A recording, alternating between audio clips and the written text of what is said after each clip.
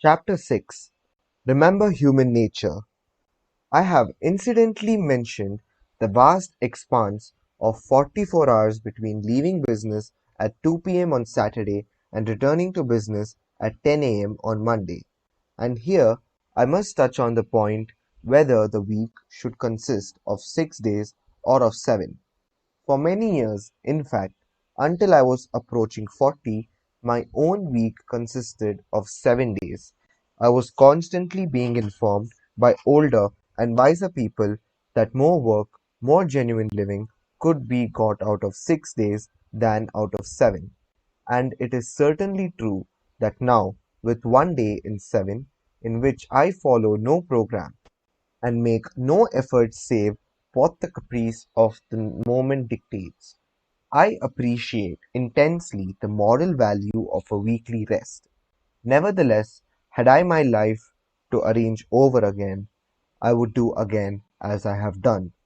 Only those who have lived at the full stretch 7 days a week for a long time can appreciate the full beauty of regular recurring idleness. Moreover, I am aging, and it is a question of age. In cases of abounding youth and exceptional energy and desire for effort, I should say unhesitatingly keep going day in, day out. But in the average case, I should say confine your formal program, super program, I mean, to 6 days a week.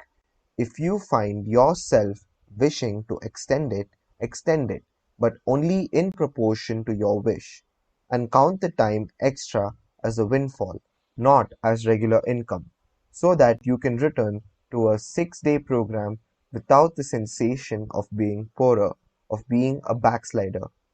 Let us now see where we stand.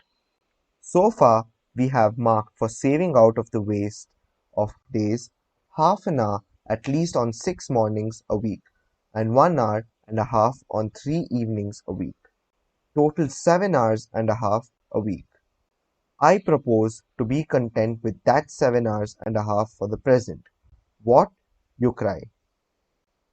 You pretend to show us how to live, and you only deal with 7 hours and a half out of 168?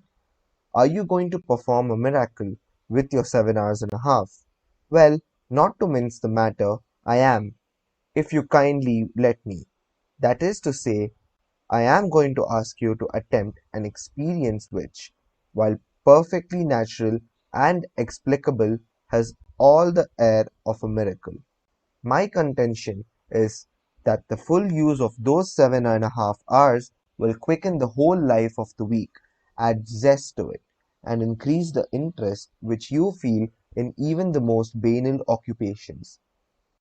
You practice physical exercises for a mere 10 minutes, morning and evening, and yet you are not astonished when your physical health and strength are beneficially affected every hour of the day, and your whole physical outlook changed. Why should you be astonished that an average of over an hour a day given to the mind should permanently and completely enliven the whole activity of the mind?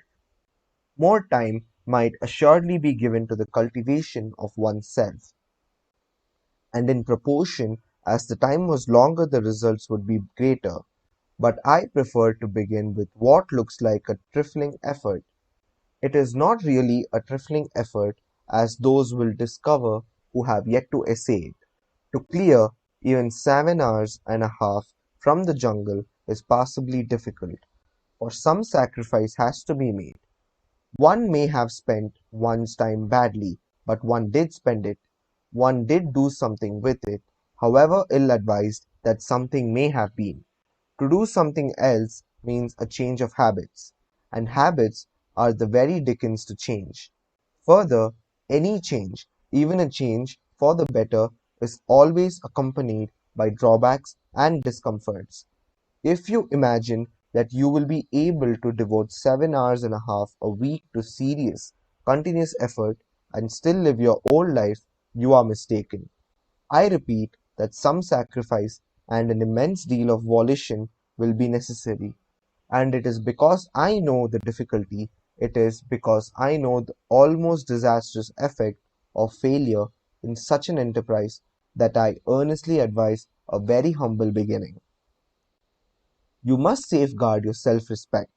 Self-respect is at the root of all purposefulness, and a failure in an enterprise deliberately planned deals a desperate wound at one's self-respect. Hence, I iterate and reiterate. Start quietly, unostentatiously. When you have consciously given 7 hours and a half a week to the cultivation of your vitality for 3 months, then you may begin to sing louder and tell yourself what wondrous things you are capable of doing.